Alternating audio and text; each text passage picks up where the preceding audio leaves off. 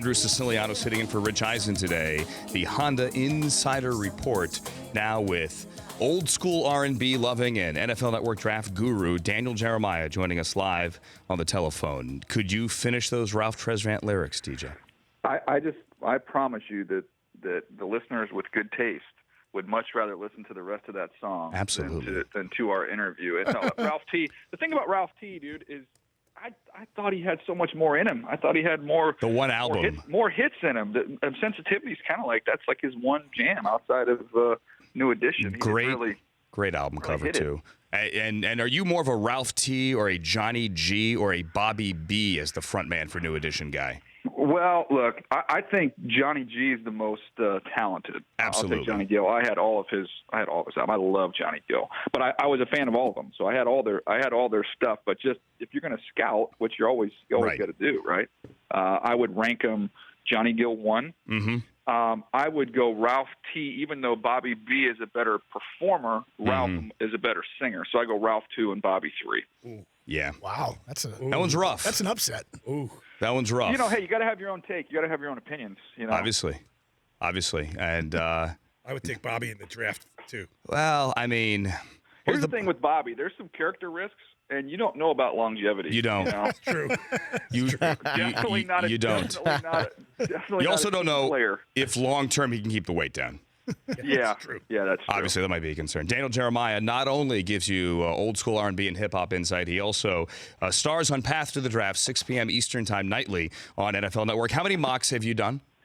All right, I think I've done 3. Okay. I'm working on. I'm not joking right now. I just put pen to paper. I just wrote down the 32 picks. I have one that's due tomorrow. I have to turn it. It'll be up Monday. So I thought with everybody we have in studio there. So this is how far I've gotten. I've got Cleveland, Myles Garrett. Okay. That's where I'm at. So now I'm at 2 San Francisco. So can we kind of talk this thing out, and you guys can help me get this second pick in place? I want to talk it out, but I want you, as you take us behind the curtain on the mock draft process, I want you to tell me how, do you try to just go, and I know the answer to this. Yeah. The last one seemed, pretty straightforward. I'm just going to go crazy with this one. Yes, you do.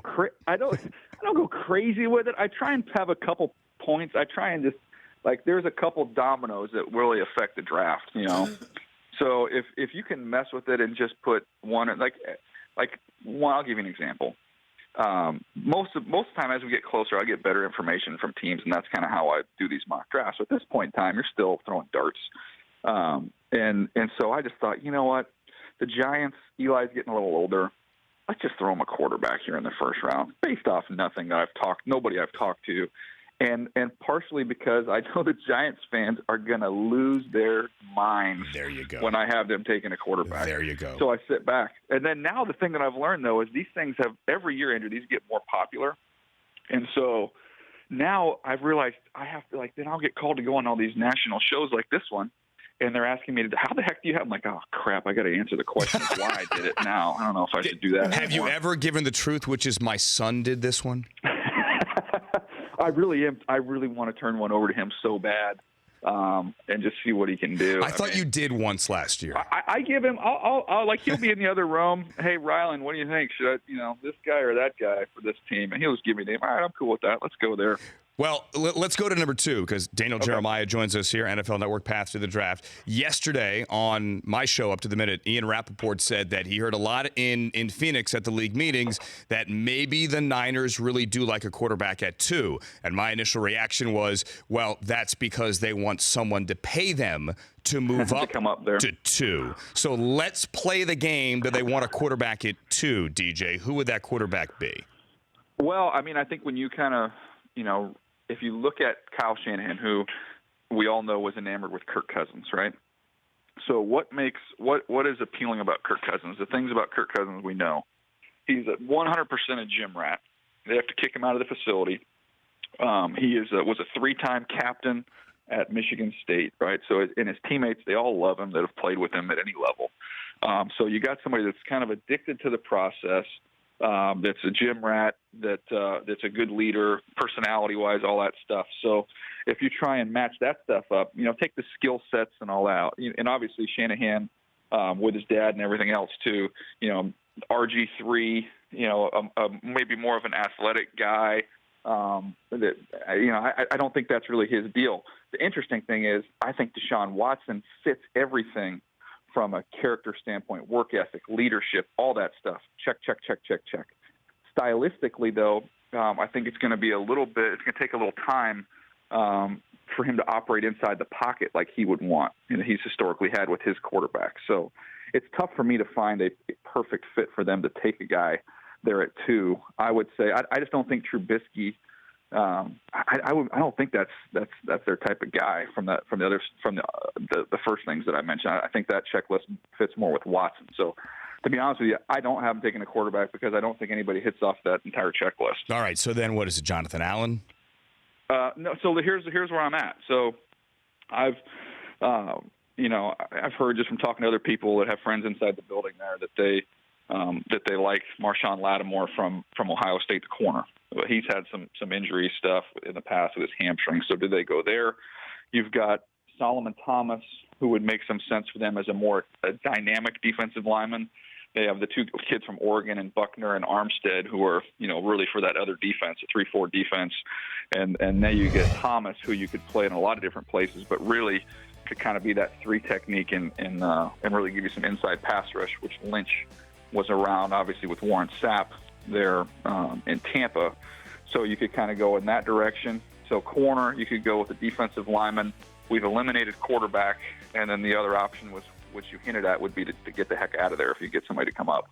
Daniel Jeremiah joins us. See him on Path to the Draft tonight. You can also listen to the Move the Sticks podcast, available at your local podcast download center. You also have, in your latest one we had on the screen there, the 3.0, you have Deshaun Watson going to the Chargers. Now, I know you had Tom Telesco on the podcast. I had him on NFL Network a couple of weeks ago as well, and I asked him point blank, knowing obviously that anything a GM says this time of the year is pure baloney, but would you be in the quarterback business at 7?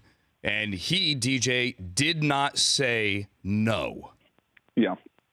Well, I mean, that's one of those ones where I don't have any intel on it, on that one, but I'm just looking at it from a business perspective, which you don't often do in these things. But this is a unique situation where you've got the Chargers going to L.A., competing with the Rams for a city's attention, and you look at that new building that's going to open up in a couple years. And I think Phillip Rivers has a couple more years in him, no question, but I don't know how many more years. And you don't want to enter into that building, if Rivers decides to walk away at 37, 38, and you don't have a quarterback and you're trying to get some space and some attention. I don't know if that's a wise business strategy. So it would make some sense for them either this year or next year to go ahead and do it and just kind of try and get that next guy that can be the face of your team going to that new building. Imagine if Jared Goff turns out okay. I know that's an if right now, but if you have Goff and Deshaun Watson in that building in 2019. Yeah, I mean, no, that would be fun, and we'll see. The hard part for me is like on that deal, selfishly, I'm a huge Phillip Rivers fan. I hope he plays for another 7-8 years. Yeah. Apparently Tom Brady says he could, according to that math, Rivers has got 11 years left? I mean, those are the 2 quarterback stories this week that you scratch your head and you say, yeah, God willing. But Tom Brady's going to play to his 50, and, Drew Brees claim he's going to play to his 45. I hope you can, but history has not been kind. Huh? How do you not get Jamie Moyer on the radio to ask him about Tom Brady? Jamie Moyer, crafty lefty. He's pitching for the Phillies, I think, until he was 47. He was right? At least, let's get Julio Franco on. Oh, wait, he played 49? Well, I mean, 49 in real announced years. I think he might have been 58. Would it shock you if Julio Franco was 58 years old and still with the bat speed to put that thing over his head and wrap it around his neck? Dude, as somebody that grew up in San Diego, we're going totally baseball right now. As somebody that grew up in San Diego, I always felt, to my untrained baseball eye, that if Tony Gwynn, were in shape, that with his swing, he could have played till he was 50. Absolutely. I have no doubt in mind. No doubt in my mind. Real quick, do you have any doubt in your mind that Fournette is the first back? I think he's the first back. Yeah, I think you start looking at Jacksonville at 4. I think the Jets become into play at 6. I think Carolina at 8. I think all those teams make some sense. And I think McCaffrey's going to end up being the second back off the board, and I think he'll be gone by 20. Joe Mixon? Joe Mixon, I think, is going to go in the second round. I mean, everybody I talk to around the league expects it. Now, it's one of those deals where, you can't get anybody to say they're going to be the team to do it, obviously.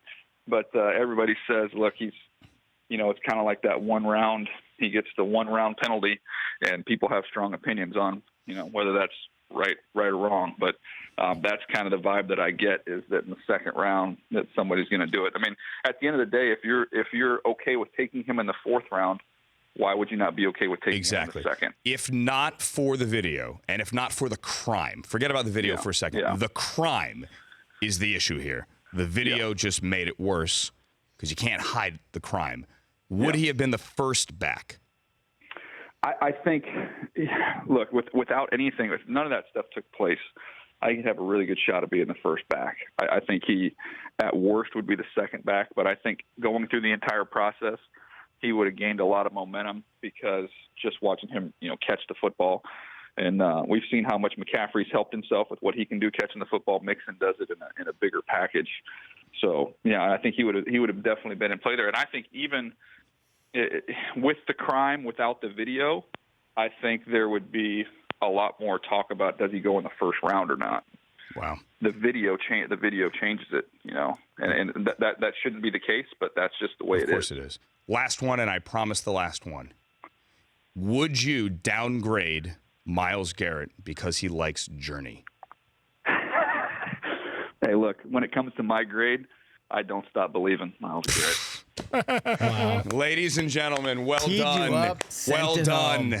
That's why he is the star of DJ. Path to the Draft, the Move the Sticks podcast with Bucky Brooks. No one breaks down film on Snapchat like Daniel Jeremiah, at Move the Sticks as well, and no one is an encyclopedia of worthless 80s Padres knowledge like this guy as well. DJ, see you later. Thanks for making the time. I was going to go, I'm just a small town girl, but that didn't work. So I mean, you could. I mean, but Sherry. you know what?